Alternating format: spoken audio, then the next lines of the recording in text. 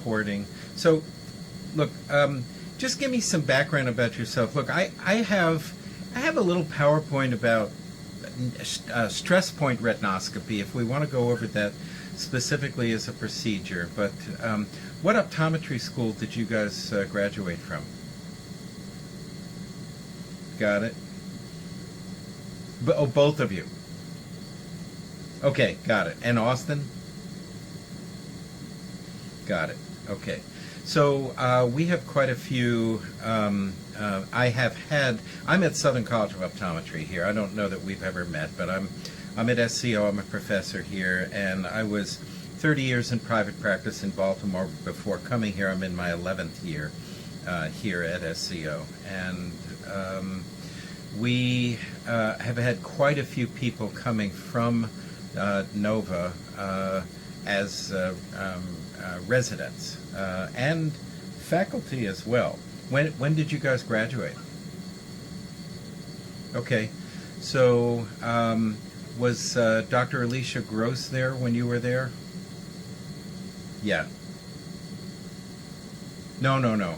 She came up to SCO, and I don't want to be the bearer of bad news, but she was recently diagnosed with ALS, and it's just awful having to deal with those kinds of things. But Dr. Taub was long gone, I assume, but he came over from Nova. Also, Dr. Trish Ciceric probably was long gone before you were there. She's faculty here as well.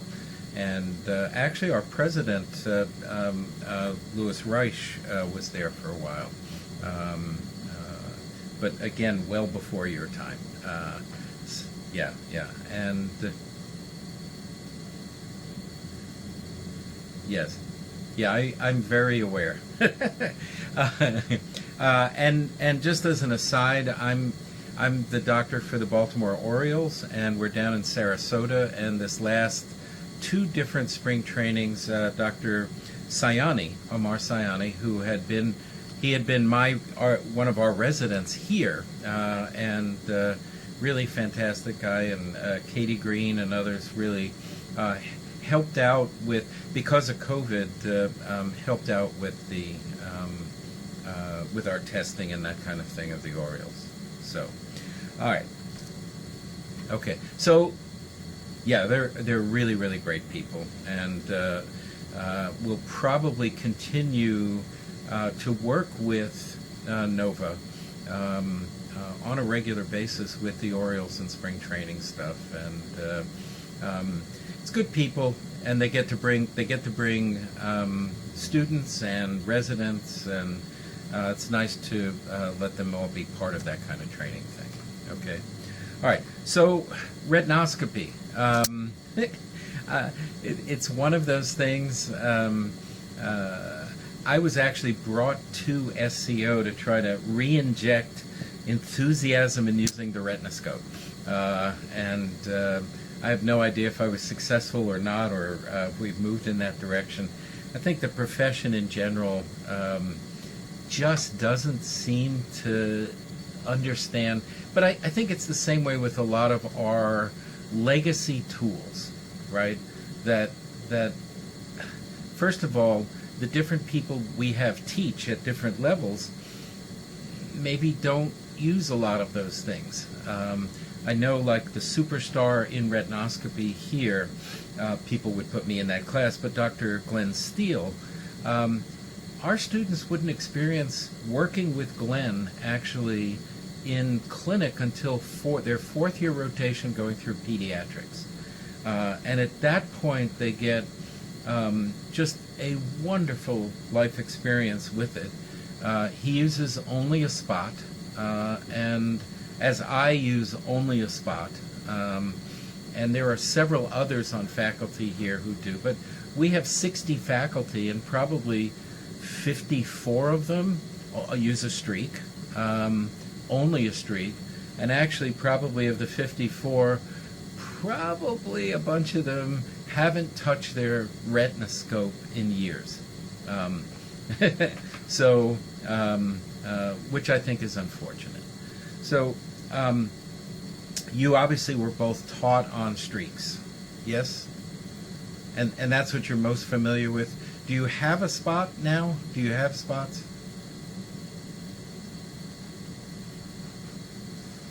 Okay.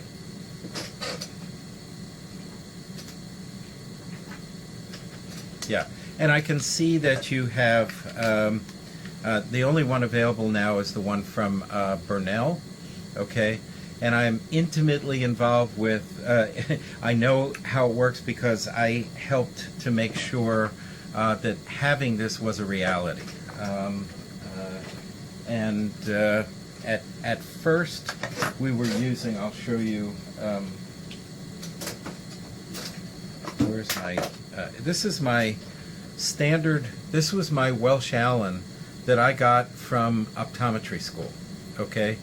Now I modified it, I want you to see, and yours, did you get the one with the large hole or the small hole in the back? Can you hold it up to the camera? Is it a large hole? No, that's a large hole. That's, yeah. Okay, so let me see if I have an original, yeah.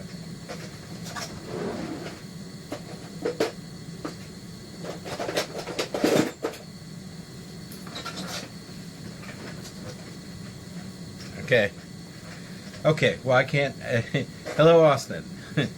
Okay, so I'll put this up to the camera. This is the original, but this is an original Welsh Allen, and it had screwed into here a little tiny cover plate that actually even made the aperture smaller. Okay, so I want to share with you that one of the very first things I wanted to do, again, this is my original Welsh Allen, and I wanted to start doing some videos through the Retinoscope for teaching purposes, okay? And I essentially discovered that if you peeled off, don't do this to yours, but if you peel off this little rubberized headrest part, there's a couple of screws deep inside. You don't need to see that. And this assembly, I probably can't get it off of this one, but this assembly, that's the main part of the Retinoscope. And in the beginning,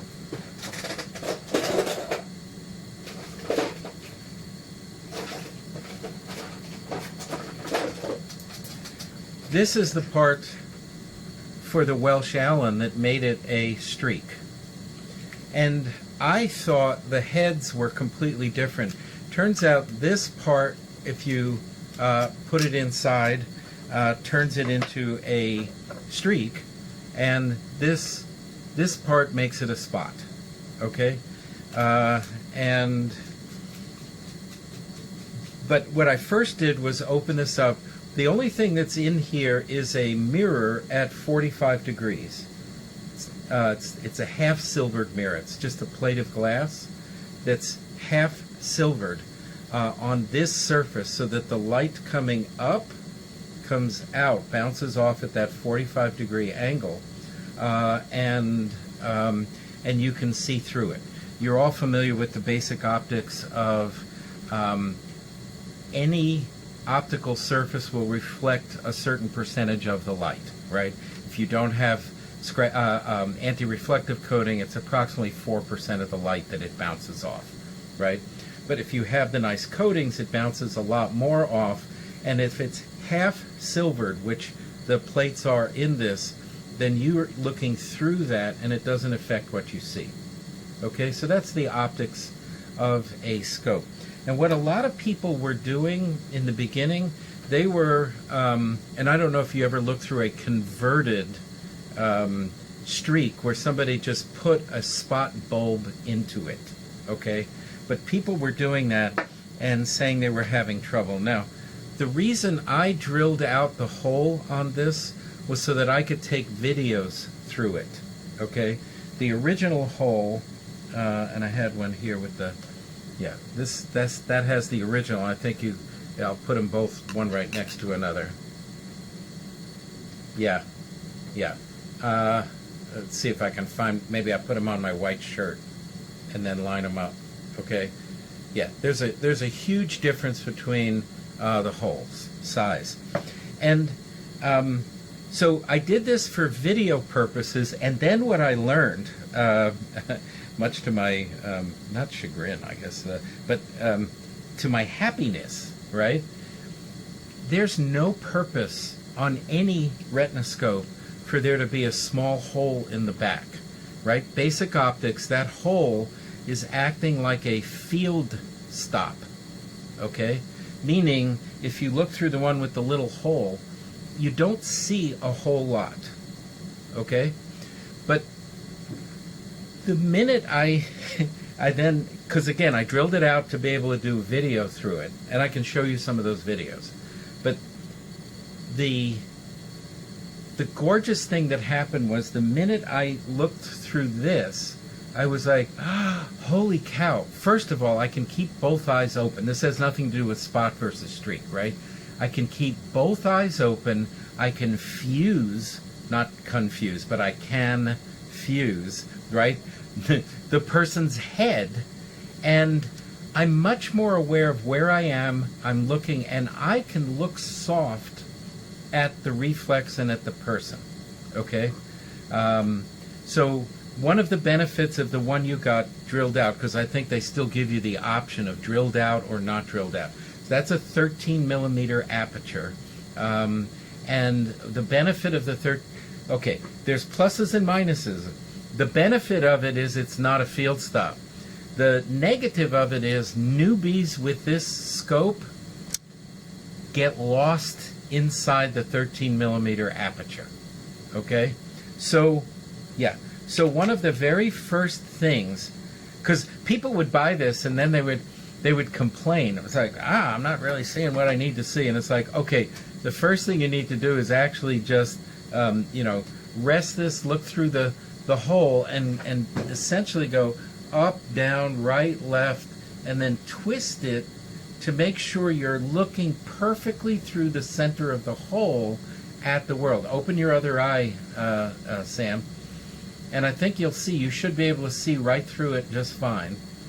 And you can even focus on, even with the light off, you can just focus directly on, but up, down, right, left, make sure you're just always looking through the center of the hole. It sounds dumb, but it turns out that people will go, oh, the light isn't pointing straight. We had initial problems with the alignment of the mirror. Okay, I don't make these. I don't get any extra money from it. Nothing to disclose. But I was an advisor to having it made.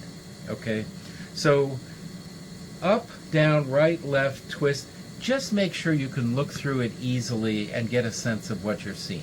Okay, one of the biggest differences between the spot and the streak, obviously, is the spot gives you uniform illumination on things. Let's see, if I turn this on, yeah, I'll try to put it where I guess I could go turn my lights off. Yeah, it won't reflect off the black there. I'll put it on.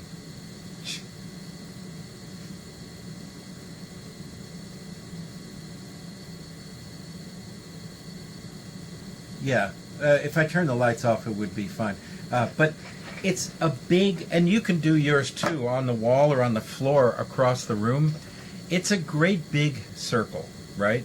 So one of the nice things is if you put it on a patient's face, okay? Yeah, just shine it on a flat surface. See how big it is?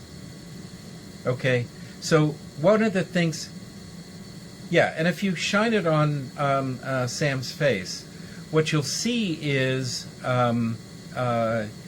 it pretty easy to find? Just hold it nice and steady and illuminate one eye. Yeah, it's pretty easy to get a nice bright reflex, isn't it? Yeah, and okay, so Sam, why don't you take a look at G, and then you go back and forth. Just make sure you get a sense of lining it up, right? Do you have two of them, so Austin, you can do it at the same time? Okay, great. Yeah, so do your left. But again, make sure you're looking through the center of the circle, and you can see it's a great big wide open disc. The nice thing about it too is the illumination through it is really uniform. Okay? Yeah. Maybe do her right eye so so that the same eye gets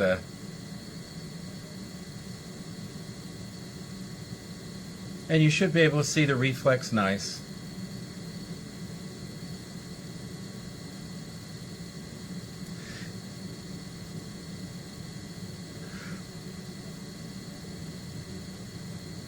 Correct. And most likely he's not actually centered looking through the hole.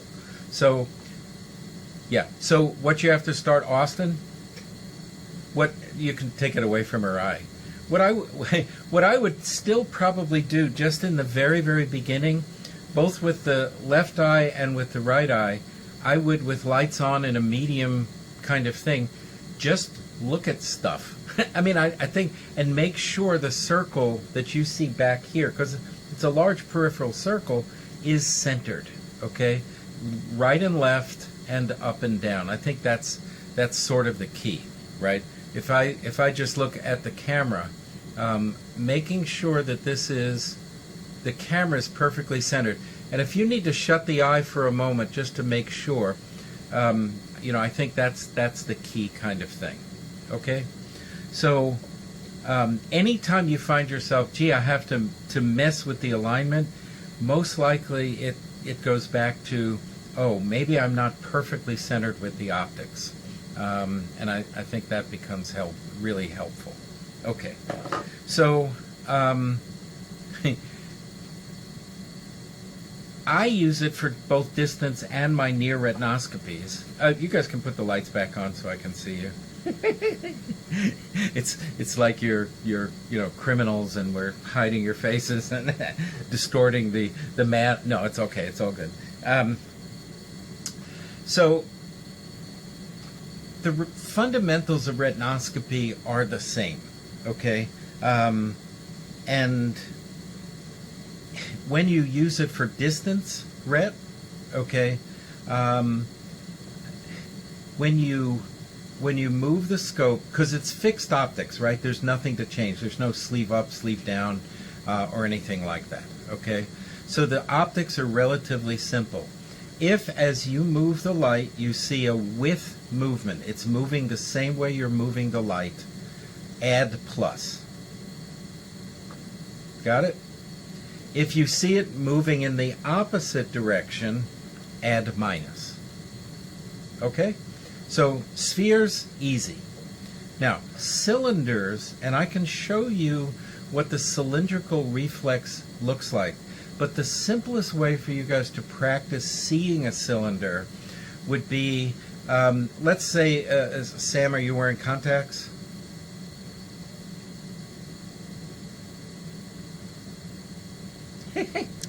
Hey. Okay, but so your essential refraction is plano, or plus a quarter, yeah. Okay, so you're probably a good person for them to practice on, and then we'll find you. Gee, what's your refraction?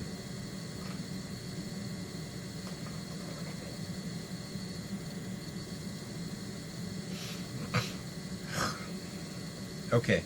And do you wear compensation, or in the office you go without?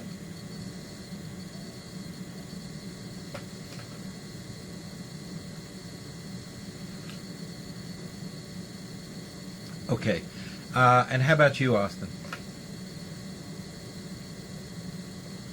Okay, so that's perfect. Sorry, I didn't say you were perfect too, G. No, I didn't say you're perfect. I said that's perfect. So I hope I'm sort of off the hook.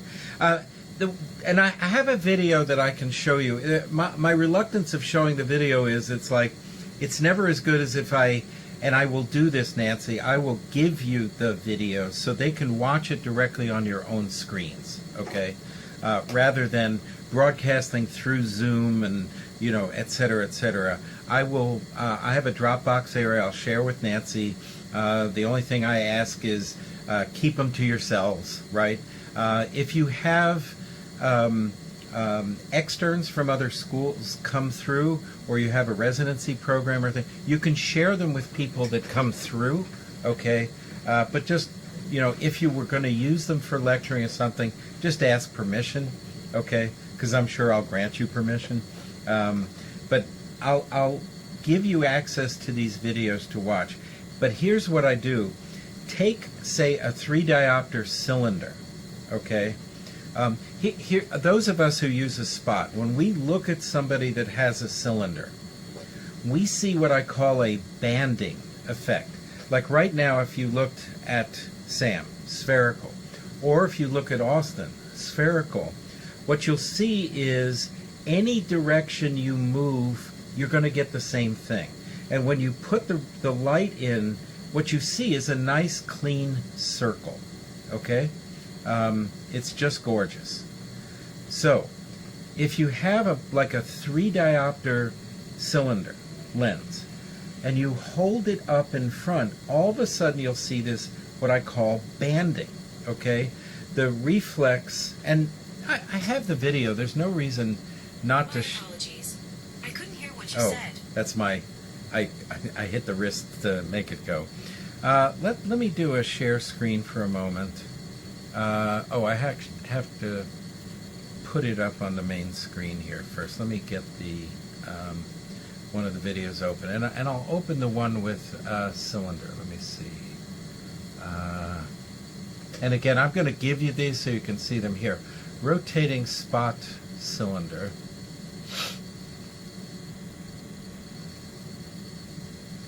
Pulling from OneDrive, so it takes a moment to open the file.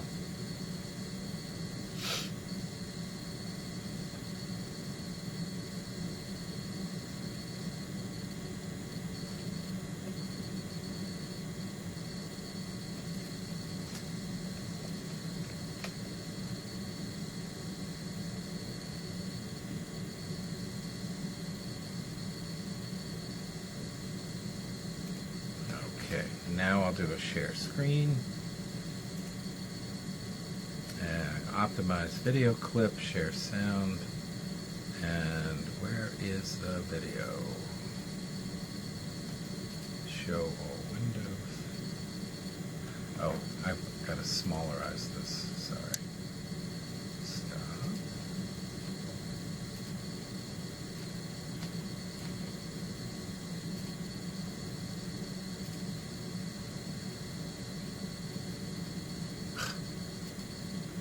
Video.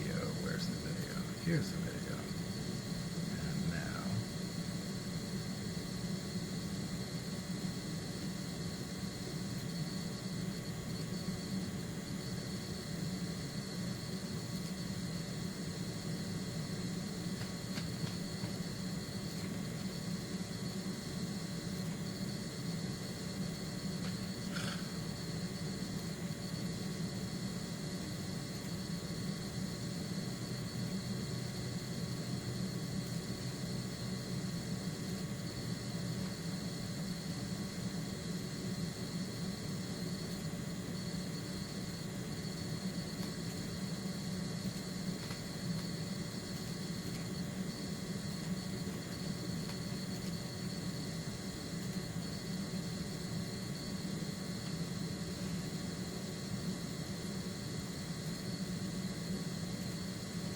All right, what are you seeing right now?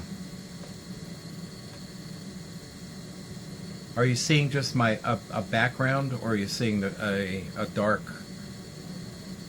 Okay, so you are. All right, so let me run this. It's a little difficult to see, okay, but this is...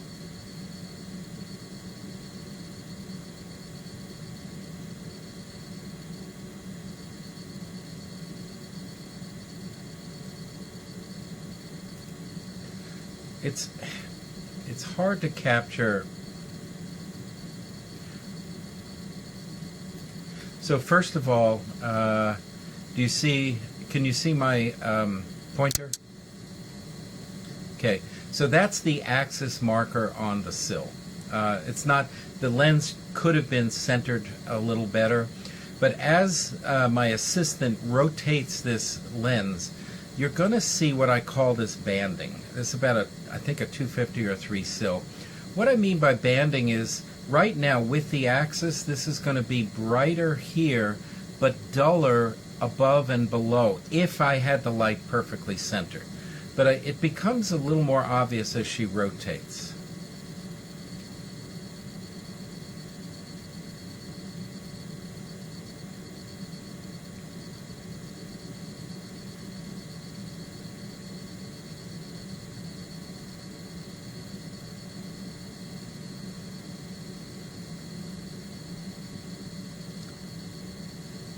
I think your examples of when you do it on a person are going to be easier to see. I'll stop the share. Sorry, that was okay. When you do it on each other, it'll be easier to see. The hard part of doing the video stuff is you have to keep the video camera aligned in this, and I can't look at what I'm doing. I have to actually look over at a TV screen to try to do it at the same time. So it's really, really difficult. Do you have your video off now? Oh, I got it. It was pitch black. that was really dark. Okay. Yeah, no, that's good. So I think as a way to see the cylinder, right? Hold it up, rotate it, and you'll get a sense of what I mean. That with the axis of a cylinder, you'll see it brighter and you'll see it dull trail off. If you don't see it with a 250 or 3 sil, go a little higher. And eventually, because most of us who use a spot, we just hold this up and it's like, there's the cylinder, okay? We just see it. Boom. And then you go up and down and side to side and confirm, or go with the angle and just simply confirm. But the circle becomes distorted exactly with the way the cylinder is, okay? And yeah.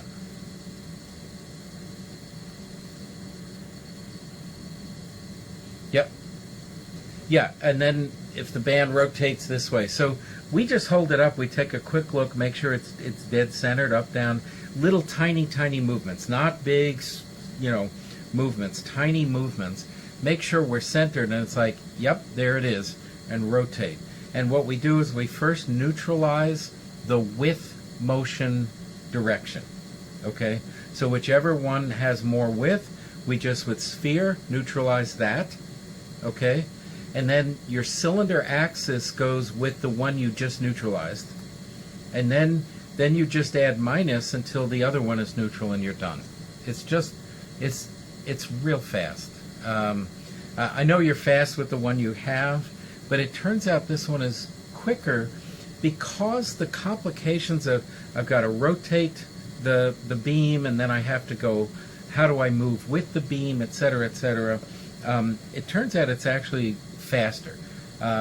It won't be for the first 10 or 12 patients you try, but it absolutely will be by the time you get to patient 20, okay? So just hang in there with it and you'll be like, oh, this is a breeze, okay?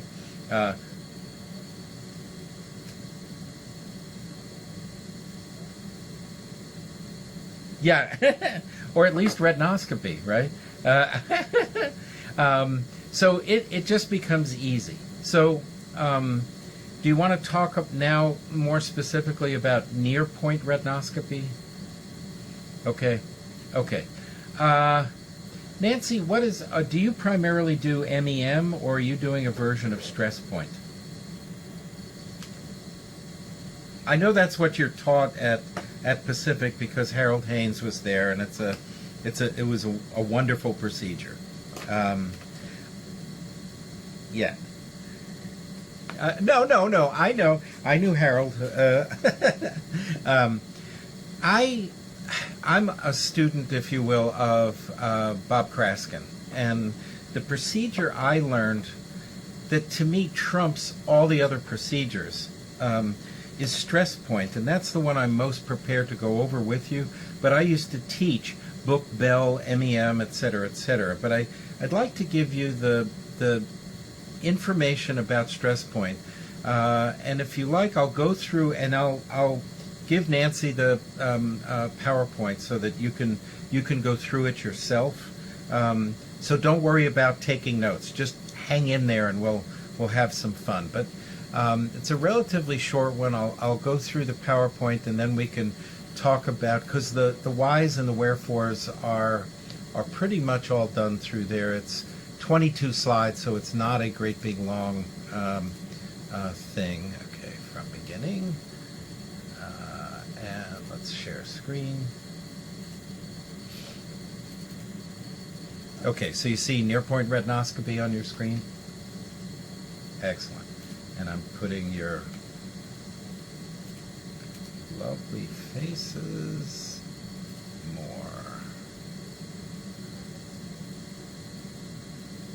Yeah, but right now all the faces are hiding. That's okay. I'll just do the presentation, and then we'll come back. Okay, so yes, advanced slide. Thank you. So a good reference for this was done by Claude Valente, practiced. I think he's still going down in Southern California. The full scope of retinoscopy is a wonderful reference. Each chapter, there's actually not much of Claude in the book. Each person who did a retinoscopy procedure wrote their own chapter, but he helped pull this together. So there's a bunch of different ones. We know that the 5 and 6, and I know hearing the numbers is just like can be jarring, but those are the Skeffington types of near-point retinoscopes. They're just a type of retinoscopy done at different distances.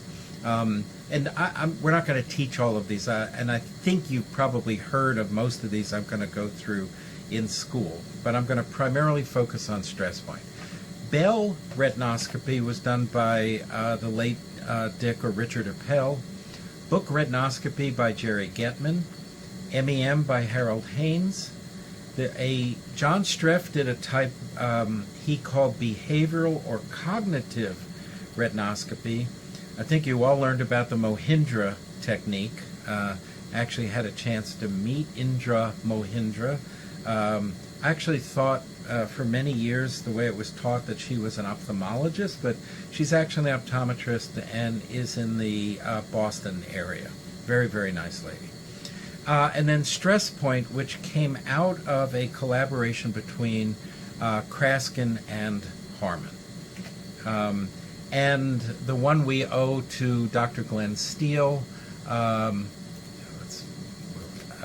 Just Look.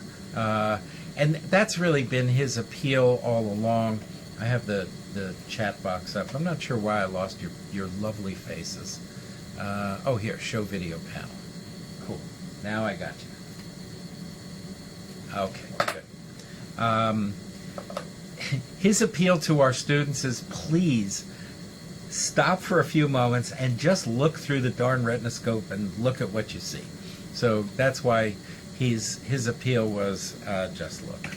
Okay, so so that you get to see these lovely gentlemen. That's Darrell Boyd Harmon, obviously late in life, with a cigarette. He was never without a cigarette. Harmon, you've all probably heard of the Harmon distance, yes? Okay. Harmon probably, according to Kraskin, had the equivalent of 7 PhDs. He was born into a family that already had wealth, never worked a day in his life, and simply wanted to understand how things work. So he was not an optometrist, okay? And I don't know if you've ever read any Harmon. Some of it's not that easy to work through. Some very difficult. Have any of you read anything by Harmon? Yeah. So, and then on the right is Bob Kraskin as I first met him, and yes, the hair thing was there. My jaw dropped the first time I saw it, and I was like, what? But to each his own. Kraskin practiced in Washington, D.C. His son and I were in the same year of optometry school, very close, very good friends all the way through. We both were active in AOSA back in the day. I was actually the national president for AOSA. I went to SUNY. He was on the board of trustees. He was from Pennsylvania College of Optometry, or now called Salus. The practice was right in Washington, D.C., and actually Bob and Marion used to play bridge, the card game, with LBJ, Lyndon Baines Johnson, and Lucy Johnson. Sorry, not Lucy. Lady Bird. Lucy was their daughter. Lucy went through vision therapy in their practice and actually founded an organization called Volunteers for Vision. It was really a neat kind of thing. And when COVD had their meeting down in San Antonio, that's where the LBJ library was. I was very fortunate to be there, and because of the relationship with the Kraskins, a group of us from COVD went to the LBJ library and got a personal tour given by Lucy of the library. It was absolutely an amazing time. So that's a little bit about Bob Kraskin. So stress point retinoscopy came out of the work of these two gentlemen. And if you don't know what Harmon did, he did a lot of work looking at design of classroom, the design of lighting, chair, desk heights, desks should be tilted. So he was doing ergonomics before the word ergonomics actually became a word, if you will. And he was doing recordings from the neck, the upper back, looking at physiology. They did work with lenses, with retinoscopy, and looking at the response, the stress response to doing sustained close work. And they did work with lenses and doing these different recordings. So it's out of them working together over many, many years that stress point retinoscopy came out. So stress point to me, and as presented, and by the way, the reference for that, Nancy, if you have the book Lens Power in Action, that's the book that has a lot of additional reference information about this procedure. I unfortunately know it's currently out of print, but I just gave OEP the print files. But if you have trouble getting it and you would like more, I can probably get that to you electronically so you can look through it. Okay? All right. So the cool thing about stress point retinoscopy is it is not an optical phenomenon. We don't actually move the retinoscope. We're not neutralizing movement. In fact, we don't even look at the motion of the reflex. So I love Jerry Getman because the same thing for Book or Bell retinoscopy, some of these others. He said, I don't know why optometrists get a kind of palsy when they grab a retinoscope. They're constantly moving. But these procedures require us to not move the retinoscope. And I'll boil this down. The gut feeling is what we're looking at is as the person is in fight, and fight here we mean engaged with the task, and go to flight. They go into a more protective way of looking at the task. What we're seeing is the total response of the person as they shift from fight to flight. And it turns out we don't need a retinoscope to monitor this, but it's faster and easier with a retinoscope. What we mean is things like blood pressure, heart rate, galvanic skin response, all will change and be initiated to change at the same time as what we see in the reflex. It's just the retinoscopic reflex happens faster, the change. And by the way, you can do it with either eye. The change in the person from fight to flight doesn't happen independently in each eye. It's the total person that is either engaged or in protection. Okay? Yeah, I'll point my eye at it, but I'm not going to look at it. So just to give you some background of why do we think we're seeing some of these changes in the retinoscopy reflex? And I'll share with you, I probably sat through 80 to 100 hours of interesting debate as to why do we see brightness changes in the reflex. And Nancy, your teacher, Harold Haynes, actually spent almost his entire career trying to prove that it was pure optics, and I think he's been shown to be incorrect. And that's what MEM was about, was a way to basically show the rest of these people it's all optics. So it was very interesting to see the difference. So the point we're going to make here is I'm aware, I'm not sure if the quote from Pribram comes up in here, but when we teach the classes that we do, Rob and myself, I've not partaken yet in the SANET courses, so I'm not sure if this point is there, but I learned very early on that 8% of the optic nerve is efferent, right? It's bringing signal from the brain into the eye. We all learned, I'm looking at your at the little thing of you guys, we all learned that the optic nerve is afferent, right? Sensory. But it's also efferent. It turns out 8% is efferent, bringing signal from the brain, frontal part of the brain actually, into the eye. And so another part that was learned, this was back in the 1940s, if a nerve is firing more, right, more action potentials are going, its reflectance increases. And you might go, this would be a wonderful, and by the way, you guys can raise a hand, I can see you and ask a question anytime. Who cares? Or who would even look at reflectance of nerves, right? But think about before we had PET scans and MRIs and CAT scans and these kinds of things. You've got a person, World War II, 1940s, who has sustained a brain injury, shrapnel, that went into the brain. And they know they need to go in and remove it, but they want to try to find out what are certain parts of the brain doing. So they open up the skull. They want to make sure if they remove this piece, they don't ruin the person's ability to understand language or to speak and this kind of thing. So they were playing with shining lights on the eye and measuring how much light was reflected and say, talk, right? And if the person was talking and they saw a place increase, that was the first way they had a sense of what Broca's area was, or the understanding of speech. They could find Wernicke's area if they had the left side of the brain exposed. So you get an idea why they were doing these experiments, okay? Here's the Pribram thing. 8% of the optic nerve is efferent, brings information into the brain, and he said it's affecting the flow back of over 90% of what's going to the brain.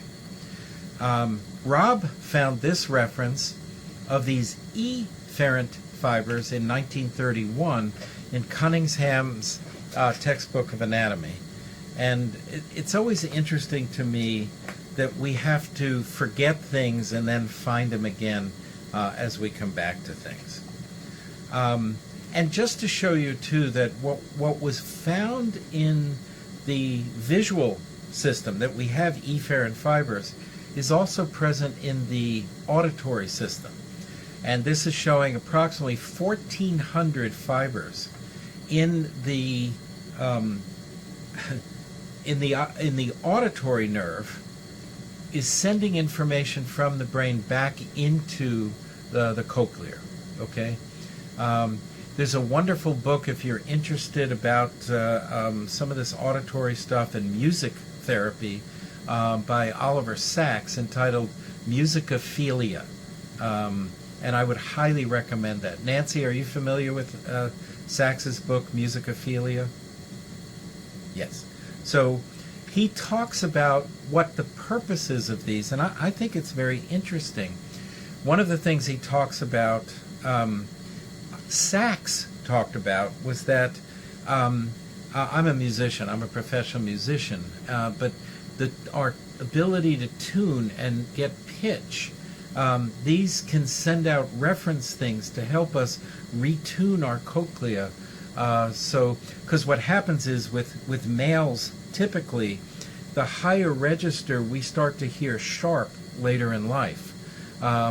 It's a very typical thing. Trumpet players, people who play high-pitched instruments, particularly the males, think they're playing in tune, but they're not. They're actually playing out of tune. But if these fibers are functioning and then they can be used, a person can actually remodulate their system up and down. And the same kind of thing is working in the visual system. So, what's the big deal? Carl Pribham said, oh, these fibers, these efferent fibers, are helping to prime the system, sending forward patterns that could be matched very early on to help us identify something that we see out there. So here's an example. You're driving, okay, now we always GPS, so we don't do this anymore. But in the olden days, when your GPS wasn't working, right, you'd be driving, and let's say you're looking for Elm Street. The person lives on Elm Street, and all the things in this neighborhood are named after trees.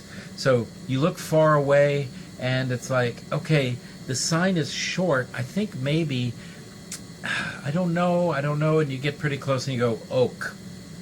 No, it was short, but it wasn't elm, okay? And then the next one, you're coming up and it's like, oh, that's too big, right? You now know the font, but very early on you know that's not elm because it's too big, and you get closer and it's like, it's maple, right? But you have to get close to get to the fact that oak and maple were not a fit. But really far away, it's like, yep, that's elm. You can't read the individual letters yet, but you got this pattern recognition that you knew what the thing was. And then as you drive up, you confirm that it matches. Does that make any sense? Have you had any kind of experiences like that? Okay. So that's the kind of thing we think these fibers are for. And not just us. Brain science researchers like Carl Pribham and others. Okay? So let's get to the actual physical setup and the mechanics of doing stress point retinoscopy. And this video, I know when I show it, you'll see it. But again, I'll give it to you so that you can direct view on your own computer screen. So the physical setup of this, let's go to the laser pointer. The physical setup, this is the patient here facing you.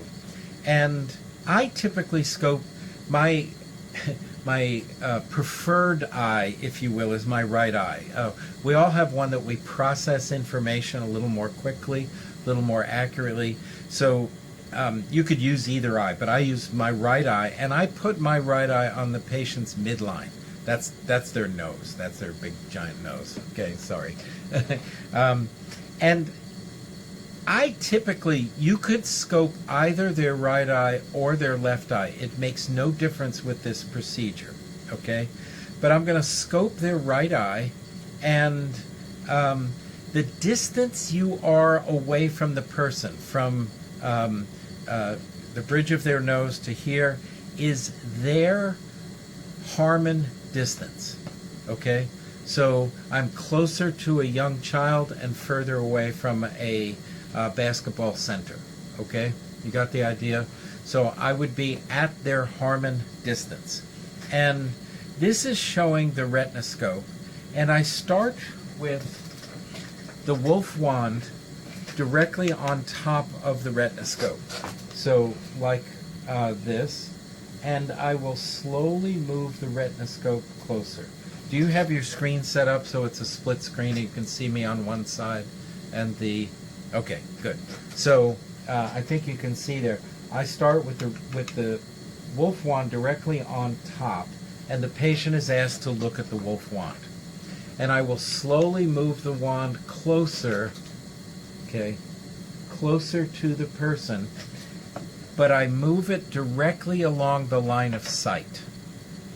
If you read Lens Power in Action, Kraskin says you need to move the wand straight towards their center. He's right, but it makes the procedure harder. I'm trying to help make the procedure easier so that it can become something you do. So do you have a sense of the physical setup? Okay, good. Now, this is a slide actually from the late Dr. Jerry Getman. And what he was showing with book retinoscopy, he was showing the different brightnesses, and he was trying to show lead of accommodation and lag of accommodation. The only thing I really like about... Later in life, by the way, Jerry basically said, yeah, actually, we probably don't have leads of accommodation on any kind of routine basis. But what he was trying to show with this slide is that if you give somebody something at the free and easy level of reading, and if we imagine this is the book, and they're holding the book, and we're doing retinoscopy directly over the top of the book. This was book retinoscopy, okay?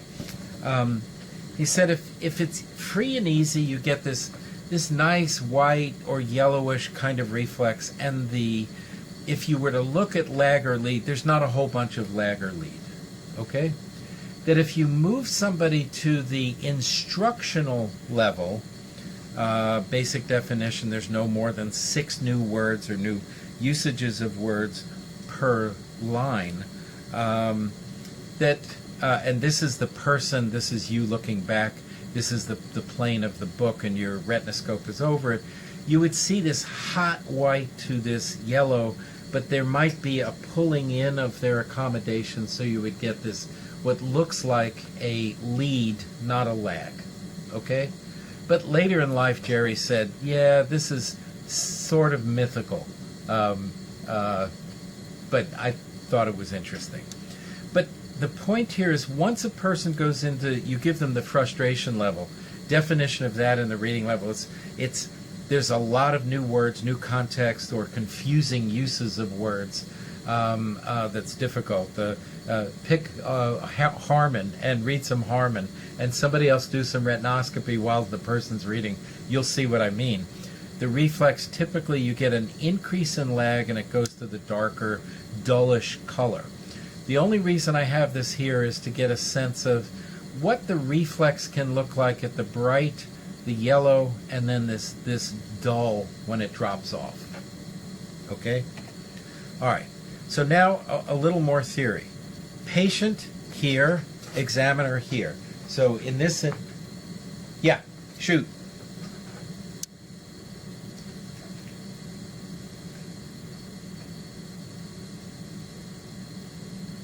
Yeah, absolutely. If somebody has shifted to flight, so I'll just put it in words, fight or flight. If they're fight, and fight means remain engaged with, actively looking, actively working with something, right, motivated, then you'll see more in these areas.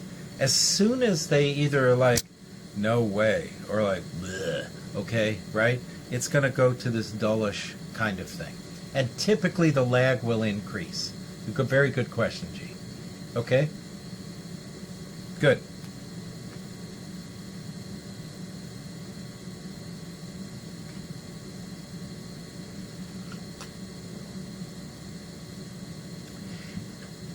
That's what's in the literature, and that's what Getman first wrote about. But as I said, later in life, he said the momentary against motion is really so brief. It doesn't maintain. They won't stay that way most of the time. Okay? but you could see a shift that way. If you're seeing this really hot, bright white, right, that's probably more what you're seeing in the reflex. And by the way, the spot scope allows you to see those changes in brightness much more than the streak, okay? And I think that's all of these retinoscopies, except MEM, okay, were done with spots originally. But Dr. Haynes from Pacific essentially was a user of a streak, and it was pretty much all optics, okay?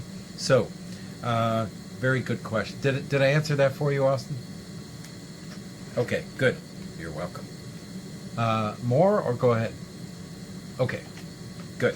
So now the way this slide is set up, the doctor is here, the patient is here, okay? This distance is the Harmon distance.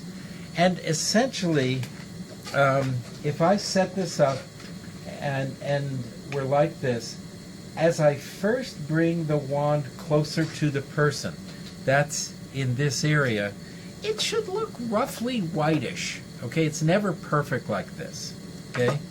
And again, this is some mythical, Harmon saw it, maybe recorded it on a video once, okay? And Kraskin talked about it, so all of us were looking for this explosion and then it dropping down as the person went from engaged to letting go. And you'll see in the video, it's not a woof, okay? And I think a lot of the older practitioners made it sound like, oh my God, it's like the lights turned off when this event occurred, right? And then you realize it's like, what? Most people are barely seeing this, and I think it's important to see it in a video first. And I'm going to give you a way when you're practicing with each other. So, I'll give you a way when you're looking at Sam, that you'll be able to see what is Sam's bright and what is Sam's dark very distinctly, okay? So that you have a sense on that person what you're looking for. And the same thing, Austin, you know, with each other. How do you do this? And in the beginning, it's easier to manipulate the world with flippers, okay? And lenses to basically say, okay, what is this person's bright? What is this person's dark? Before you start doing anything with moving a wand, okay? And I think in the very beginning, just first learning how to center, look, and do basic retinoscopy with the spot. And then centering this, starting with Dr. Steele's, right, just look. Just spend a moment, don't do anything, where you just have the scope perfectly centered at near and you have them looking at the ball, okay? Or reading the letters off the retinoscope. And just watch and see the fluctuations that occur, okay? Because the first thing that's hard for many people is just keeping the scope beam perfectly centered. And that's why it's nice that you have this big circle on the face so that you can get a sense of, I have it centered. You'll see this in the videos. I leave in the videos some of where, okay, the difficulty in aligning, particularly because I'm not actually looking through, right, the retinoscope. I'm trying to hold a camera to look through the retinoscope. But you'll see these things. So how do you see the person's bright?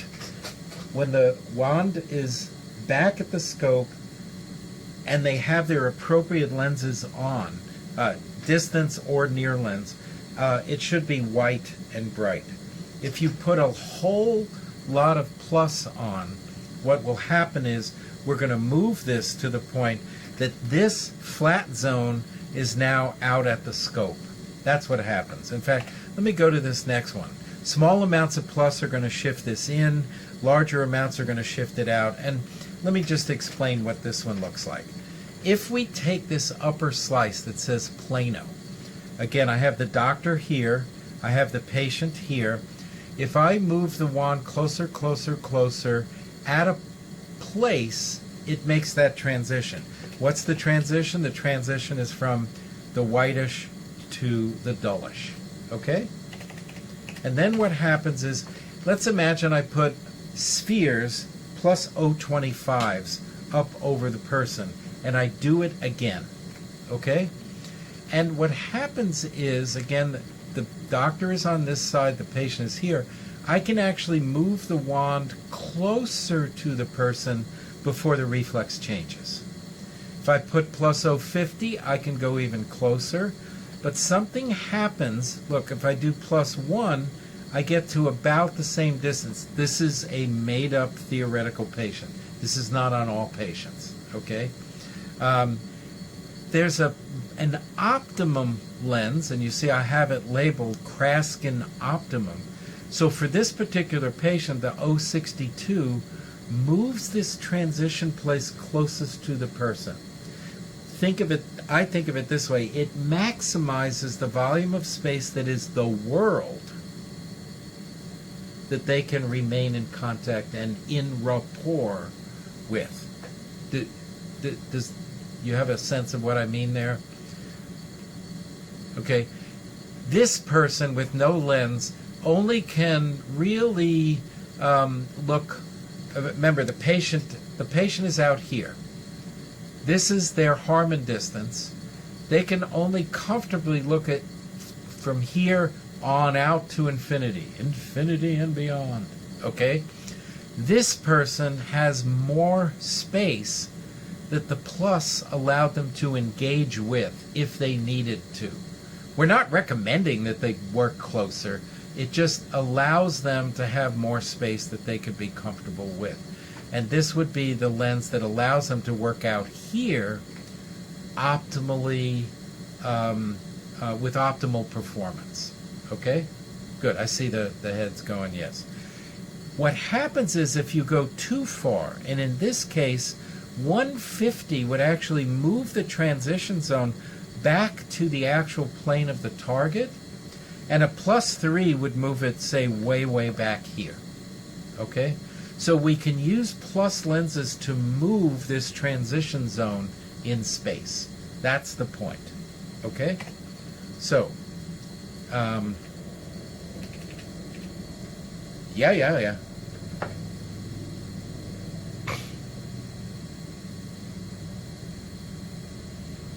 Yeah.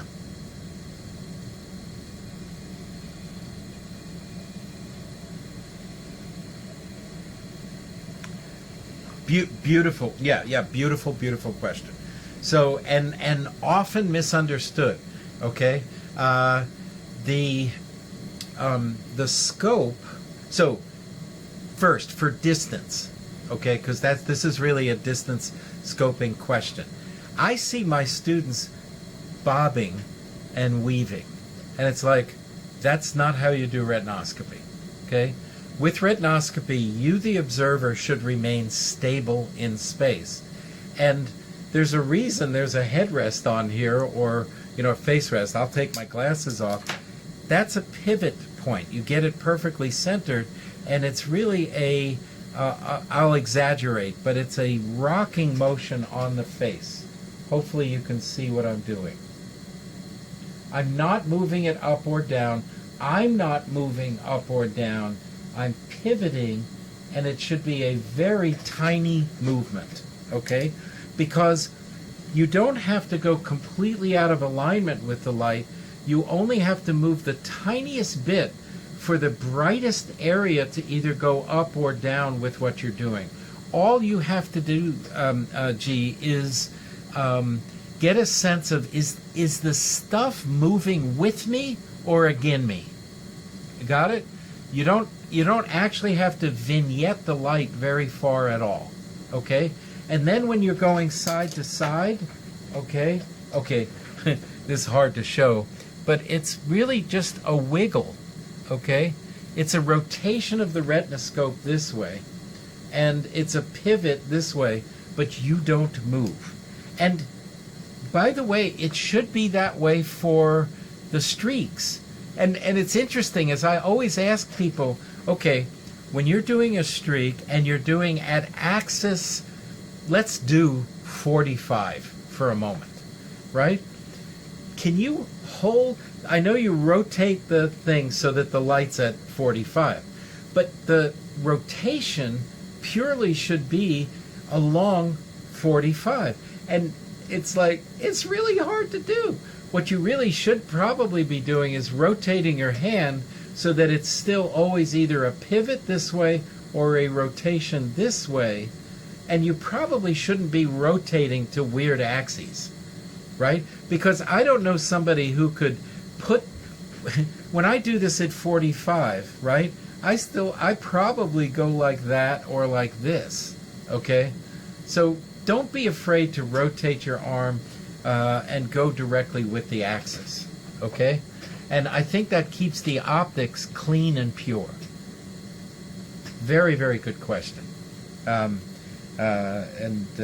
You can imagine what I see working with students in terms of that. It's like, good. All right, so moving on. Yeah, I wouldn't worry about that. Harmon discussed this theoretical point. I want to go back to this diagram. And on this diagram, do you see this 4-inch or 10-centimeter point, or this line? What Harmon basically said, and it's in Lens Power in Action in Kraskin's words, but it's also in Harmon's Notes on a Dynamic Theory of Vision. Probably the hardest book I've ever read. Okay, so I'm not sure it's a place to start. And if you like, at some point, I would love to have more people to discuss a book like that with. We could do a little fun study group thing with that book and read a section, and maybe a larger group of us could have fun with the book. But he talks about this cushion, if you will. Here's the basic point. If in this patient we had the plus 150 on them, and they're looking at a book at their Harmon distance, they're exactly at the transition zone between fight and flight. And what you might see is either with little changes in working distance or very tiny changes in the difficulty level of the text, they might be shifting constantly in and out of fight or flight. Okay? We don't want that.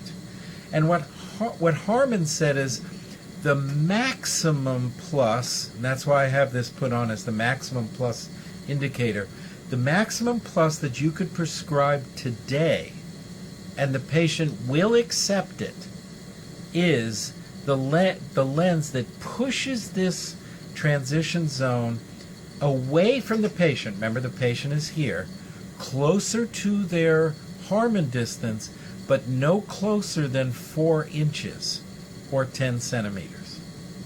That's a critical thing, because what I'm going to recommend, okay, so first, just do some looking and make sure you can look through the center of the hole, right?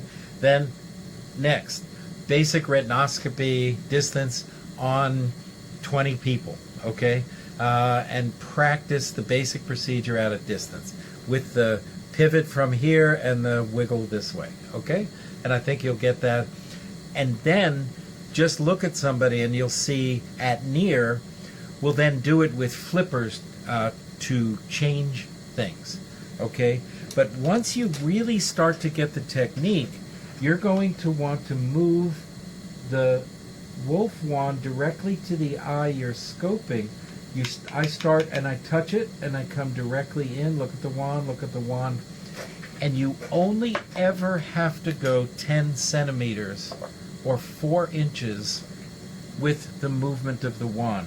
So to help train you, you may first start with a little piece of string that stops at 10 centimeters, just so you get the feel, the actual physical feel for that, okay? And good.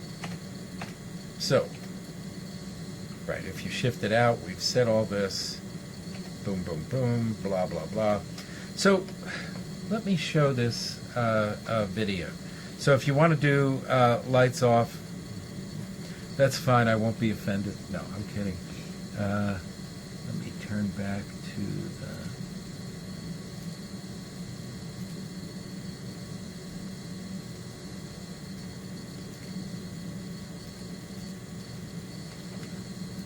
I can start this video. I have to change. Hold on a second. I'm going to do a. Here we go. Good.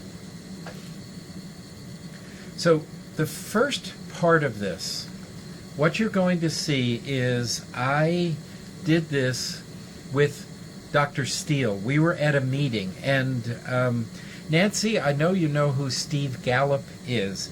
This is Steve Gallup's daughter, Nova, as a teenager.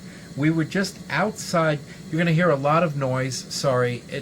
We were at a meeting, and I had brought the video camera and my drilled out retinoscope, and we were playing. Okay, but what you're going to see in this is she's not attending to the retinoscope, and then there's a point where and you'll see it a couple times where Dr. Steele says something like, "Look at the da-da-da," something, you'll hear it, and whammo, the reflex just goes bright, and it's like for a lot of people this is the first time they're seeing that absolutely insanely immediate change in the retinoscopic reflex. So that's the first part of this. That's why it says an early attempt. So first of all, you got nothing is with a tripod, nothing is with, everything's moving, and we apologize. But I think you got a pretty good sized large reflex there.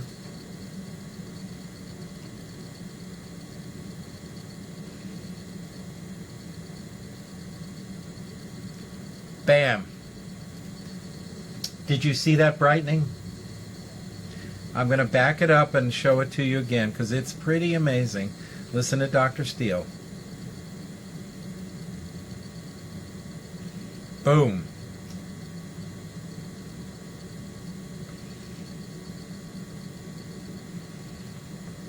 All right. So now what I did, I went back to my practice. We stabilized everything. I'm going to have another person. So this is a this is what I do to externs. These are externs from Pennsylvania College of Optometry, Salis. The difficult part, and I know I have to redo these. I've redone some recently. Both of these young ladies wear contact lenses, and one of the things you're going to see is junk in the reflex that moves with a blink. Okay, and it's like, so I've got to get better videos with people who aren't wearing contacts. But what you're going to see here, and I also need a better video with a picture-in-picture, so that the little picture down below is showing you a scene of exactly where the person is with the wand. But you just watch here.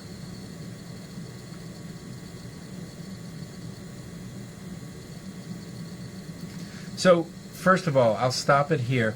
You can see this little line in the reflex. That's junk on the contact. That's deposit on the contact. But hopefully you get a sense of that fairly uniform, bright white reflex. Okay? And that's really what you should see just with the spot scope when you put it on someone.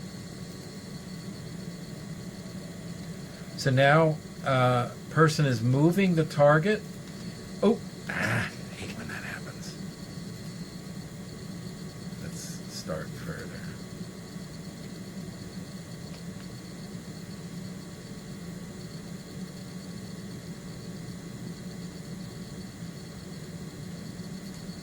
All right, so I stop it here. You can see that it's very dull in the upper part here. There's still a little brightness left, okay?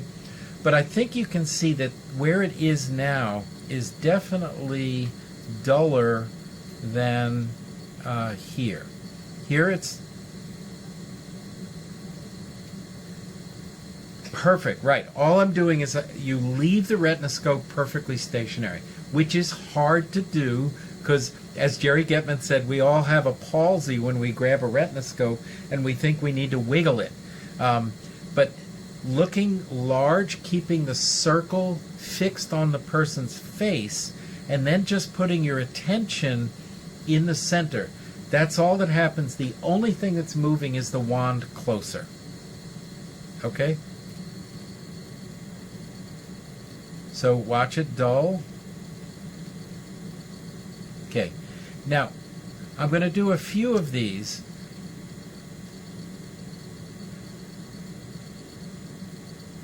You see me having to align it. It's difficult to get everything aligned. Now watch, the periphery will go dull first, and then the whole thing is sort of dull. Now on this one, at the end, we're going to get what I mean by recovery. I go all the way in, she goes dull, not as a person, the reflex, and then we're going to get her to look back out at the camera. And at first, she puts her eyes there, but doesn't really look at the camera. But then you're going to see we get her look at the kind of thing. And whammo, you're going to get another one of these huge brightening.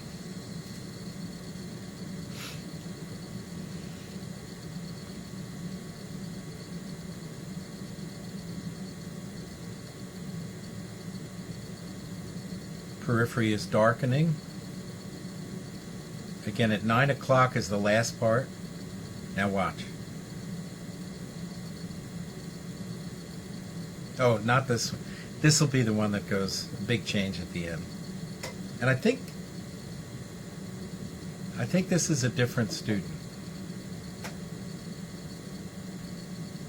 Huge pupil.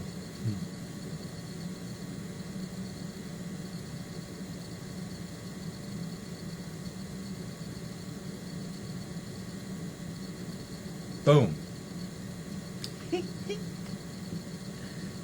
I'll give you the boom again.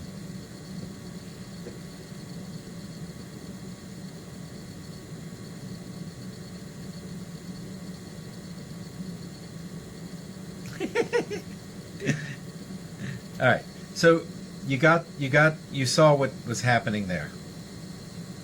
Okay. And I will give you that video because I think when you play it on your own computer, the color and the changes are you're even better than me playing it and sending it out and hoping that Zoom makes the colors exactly right and that type of thing. Okay? Okay. Now, here's how to practice in the beginning to learn to see these changes. Okay? You're going to do it with flippers and have an assistant help you. So, at first, what I'm going to do here is with +1 or +050. And what happens is we pop the lens in. There's an immediate something, blip. But with both of these amount of plus, you'll see the reflex essentially return back to baseline because it's not too much plus. So let's watch this.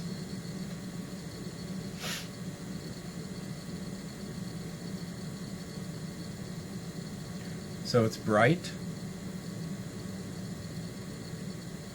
And essentially it comes back to about the same level. You see a blip each time it goes in.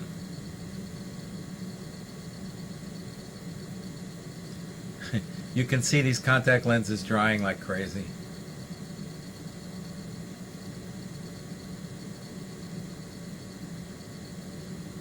No, I'll explain. This is to help you get a sense of what am I seeing, okay? I'll walk you through the whole process. The very first thing is to make sure you can see the changes you need to see. And then we'll go through how to actually do the procedure as a clinical procedure. I'll share with you how I do it, okay? So let's just finish this, we'll come off. So again, this is with the 050. You're getting very, very little change.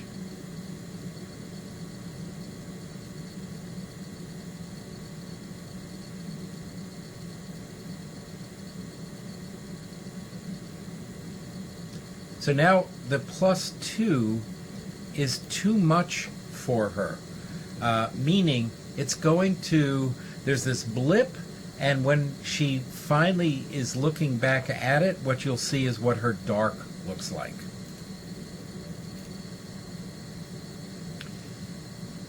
Perfect. You got it. Right. So again, this is just demonstration. Here's the point. When you guys are first learning this, to have you hold the retinoscope steady, move the ball, and have nothing else, because you're floating in space, they're floating in space. There's too many variables. So I just like, by having an assistant pop in the flippers, it helps you see what's what. So you're absolutely right there, G. Okay?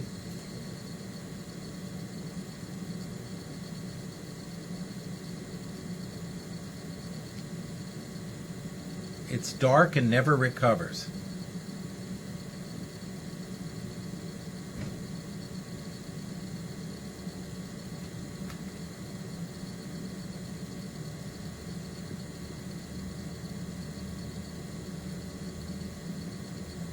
So I hope you're seeing there, and then I'll stop the share. Okay. Certainly. Except I'm just going to share with you, I have 20 minutes until I have to be in a meeting. So, and we're within one slide of being done. So, and what I'm going to suggest, actually, yeah, let me go back. Actually, we should be just back on direct view, right? Okay, so, yeah. Let me just go through how to practice, and maybe what we want to do is in 2 or 3 weeks, just check back in and see what are all the questions you have, okay? So that you can implement this, because again, I think there's steps to make this successful, pulling this in and having it be a procedure. 1, just look through it at stuff and make sure you're centered in the hole, right? Do some basic retinoscopy, first on some spheres and then on some sills. If you have somebody with a sphere, hold the sill and have somebody rotate so you see what the banding looks like. Okay? Then on the near retinoscope, just look to start with. Hold this on top, and just look and see what you see. Stable, what does it look like? And then have some flippers. Now, the flippers I use chair side. I don't know if you have sets of these, Nancy, but I have a plus 050, plus 075, plus 1, plus 125, plus 150, plus 175, and a plus 2, minus 2. And I have this in a little stand.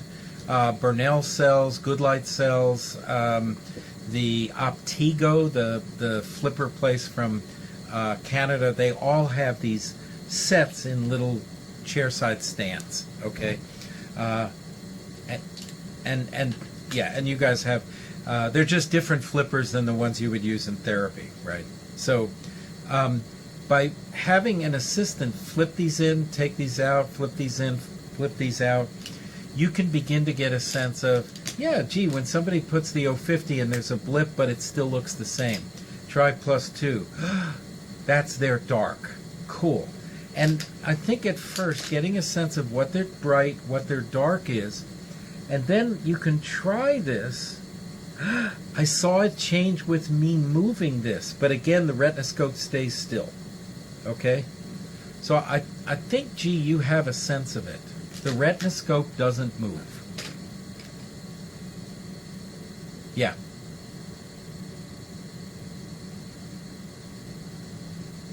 Always binocularly. Always patient, both eyes open, and we do it binocularly. And that's a big difference with MEM or any of the other kinds of things. Again, you're looking for the total response of the person. So the end, the goal, where are you headed with this? When I do this, I do it, by the way, before I do my refraction. Okay? I do it over the patient's habitual. If they came in wearing glasses, I do it over their glasses. If they came in with no glasses, I do it over no glasses. Okay? So I did my acuities, I do my cover test, my NPC, I do all my chair tests, color, stereo. The last thing I do before I bring the phoropter up is I do my stress point retinoscopy. And I first take a look in their habitual. I come up. And the question I'm asking of the procedure, can I get to 10 centimeters and it's still bright? If yes, add plus. Okay? How much plus? Just try it. I'm darn good now, because I've been doing this since 84, 85, about guessing. I think this one's a +1. So I grab the +1 flipper, say, patient, hold up the +1 flipper. So we're not popping it in. They put the +1 flipper with the wand at the retinoscope. They establish baseline. Is it bright? Yes. Can I get to 10 centimeters without it changing? If yes, okay, and I could get to the 10 centimeter, it could be +1, but maybe it's more. So I try it with 150, right? Establish. Yeah, it looks okay. It looks like they're bright. And I move just a ½ an inch and it goes dark. Too much plus.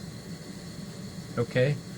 The maximum prescribable plus is the maximum plus that allows you to get to 10 centimeters before it changes. Okay? And that's really cool to know. Like with your accommodative esotropes, you cannot prescribe more plus than that or they will reject the lens. Okay?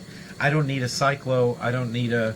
Okay, that's a whole nother discussion. But this gives you the maximum plus the patient could actually accept by going through that. So, yeah, go ahead.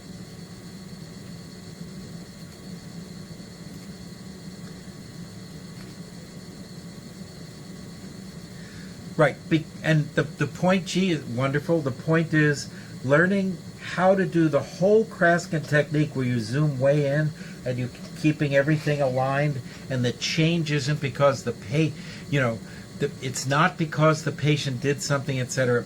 It's too complicated. So just go, can I get 10 centimeters? If I can and it's still bright, add plus. If I start to move and before I hit 10 centimeters it changes, I have too much plus on. Yeah, we try to keep it simple. Okay?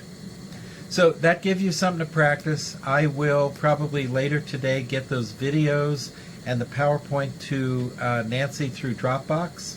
Okay? When you have questions, if you want to just shoot me an email, you can, and we can do a group thing, right?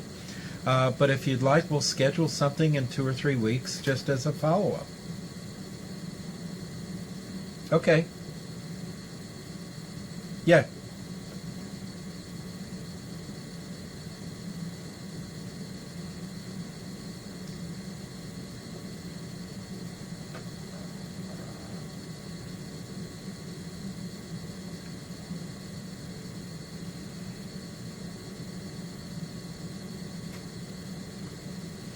You like opening big cans of worms, don't you, Sam? I think we could handle prescribing. Maybe we could do that at another time. And that's something Dr. Lewis and myself, we just love to go through. We're always looking for the most symmetrical prescription that we can give. We often don't give a lot of the aniso that's measured. We often like to underprescribe. We often like to, etc. So without knowing the whole case, like as an example, I probably either can't or shouldn't give general guidelines, but we would love to share more, and I think we will at a future time.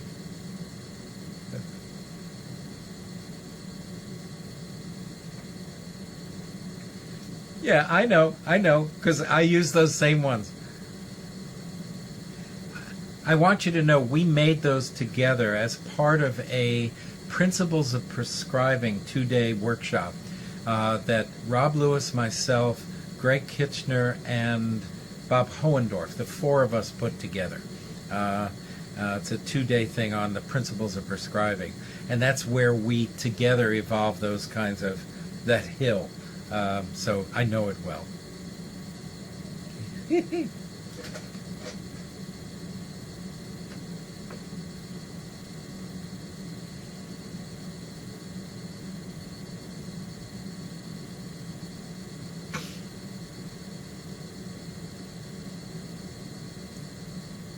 Yeah.